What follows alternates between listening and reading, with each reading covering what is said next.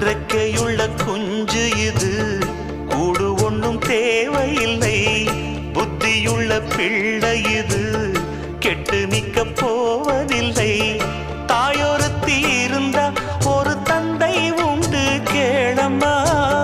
தந்தை ஒண்ணு இருந்தா பெத்த பாட்டி இன்றி போகுமா? தெருவோரம் கிடந்தும் அனாதை இல்லை. உறவென்னை வெறுத்தால் தினம் தருவேன் தொல்லை.